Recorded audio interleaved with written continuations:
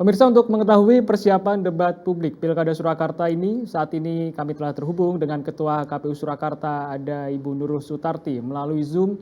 Apa kabar Ibu Nurul? Baik, Mas Noval Ya, dan pemirsa Bu Nurul, TV. terima kasih sudah bergabung bersama kami. Sejauh ini kesiapan untuk menjelang debat Surakarta seperti apa, Bu Nurul? Bisa disampaikan? Terkait dengan penyusunan materi, sudah fix dilakukan oleh tim penyusun materi karena kewenangan ada di tim penyusun materi atau masyarakat biasa mengenalnya panelis.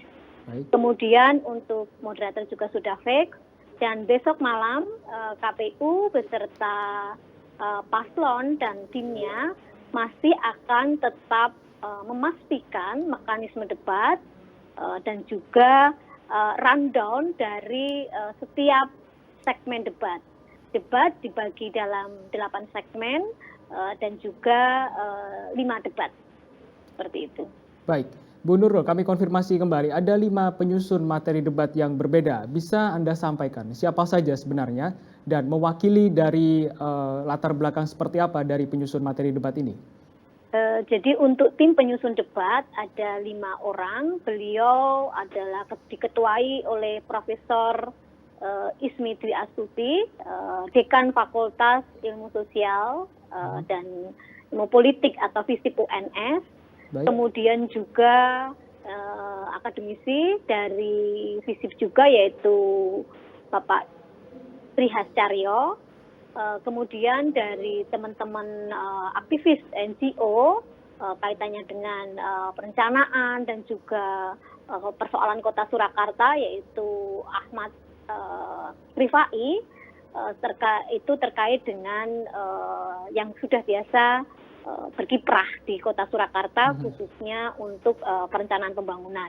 Sedangkan dari kelompok difabel, aktivis difabel yang selama ini getol untuk kaitannya dengan mengadvokasi untuk kebijakan-kebijakan yang inklusif atau ramah terhadap kelompok difabel. Ini ada Mbak Pami Katseh atau biasa dikenal dengan Mbak Pikat. Kebetulan beliau juga sudah tidak asing lagi di kelompok-kelompok NGO di Kota Surakarta. Dan yang terakhir adalah Bapak Gunawan Setiawan, pemilik batik Gunawan Setiawan yang ada di Kampung Batik Lawian. Selain pengusaha juga fokus ke pemerhati budaya. Sehingga kami di rapat pleno yang terdiri dari 5 komisioner memutuskan beliau-beliau dan menetapkan kelima tokoh ini sebagai tim penyusun materi debat.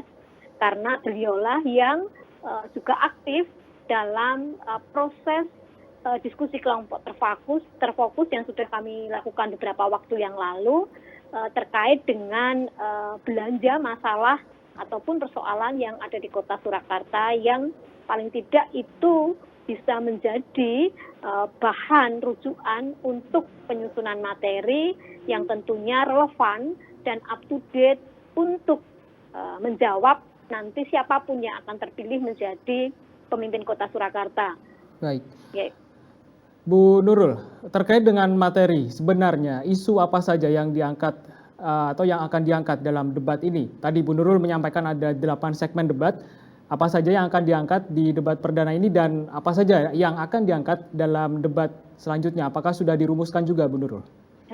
Jadi kaitannya dengan materi debat ini memang tidak lepas dari ketentuan keputusan KPU RI ataupun peraturan KPU dan juga sudah kami diskusikan, kami bahas juga dengan kedua tim paslon. Untuk debat pertama ini mengambil tema tentang mengembangkan Kota Surakarta sebagai kota budaya. Baik.